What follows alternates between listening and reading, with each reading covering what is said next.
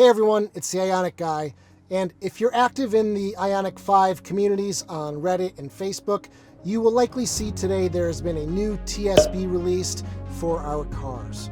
Now, I'm here today because I have more information directly from Hyundai Engineering to let you know exactly what's changing in here and who this TSB is for. So if you own an Ioniq 5, you're going to want to watch this one, so stay tuned.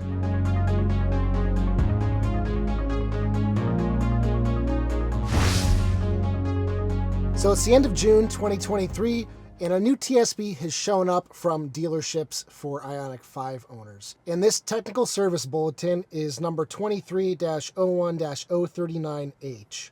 And for the subject, it says VCU Update and Owner's Manual Supplement, Campaign TAF. So when you first look at this TSB, you're going to say, this looks oddly familiar to the TSB that was released earlier this year.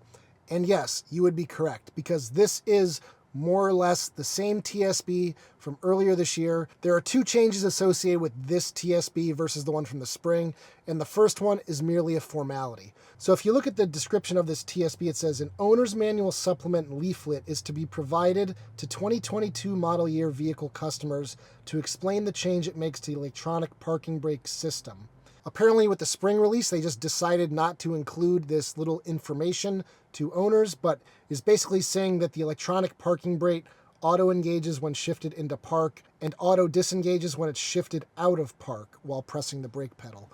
So this information currently does not exist in the 2022 Ioniq 5 owner's manual, so they need to print out a separate little piece and give that to owners after they have this update installed. So that's one half of the difference between this and the spring update. So they tell me specifically in the email that the owner's manual supplement is notification that your electronic parking brake will stay engaged while in neutral, and that the customer must release the brake themselves.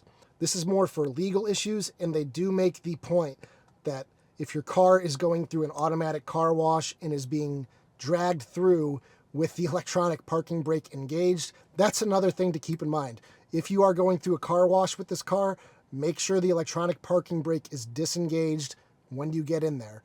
The other half of this update is simply a newer version of the battery management software for the car, and they tell me this prevents some EV battery misdiagnosis, EV light on, for what was oversensitive parameters in certain detected failure modes. So what I gather from this statement is that the BMS system was oversensitive to some parameters that might have triggered a warning light on the dashboard when it wasn't 100% necessary. So this BMS update does take care of that and remedy that issue.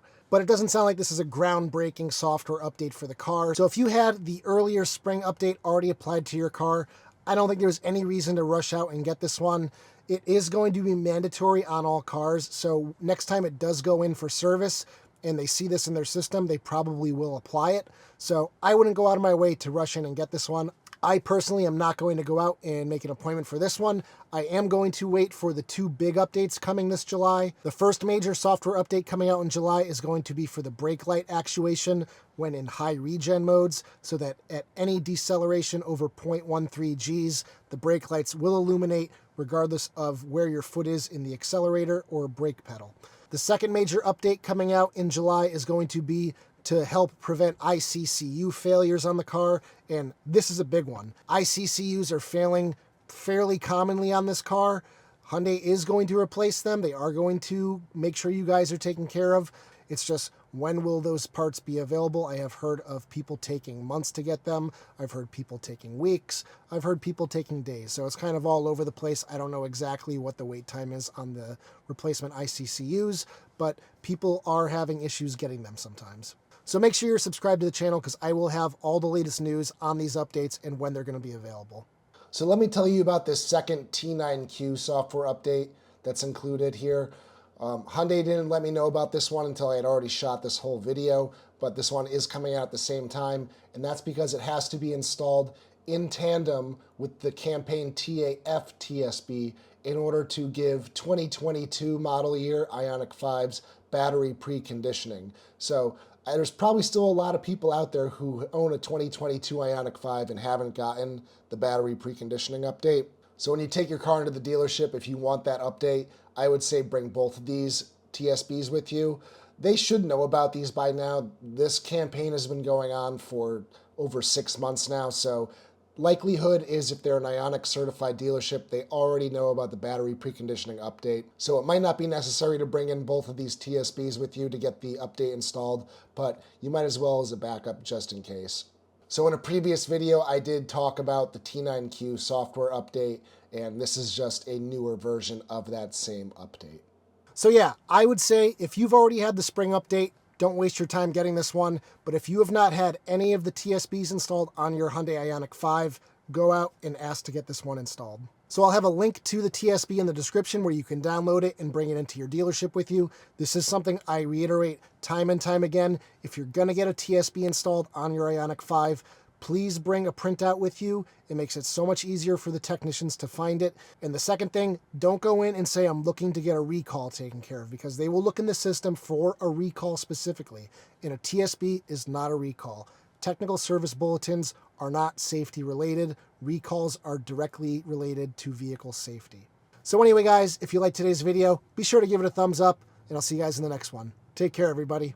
So if you're anything like me, you were probably disappointed after you purchased your Hyundai Ioniq 5 and realized that there was no overhead storage for your sunglasses. So I solved that problem with the Hyundai Ioniq 5 magnetic eyewear holder. It simply clips onto the magnetic area next to the driver display, and your sunglasses go right onto it. These are 3D printed in PETG and will not soften in the heat of your car.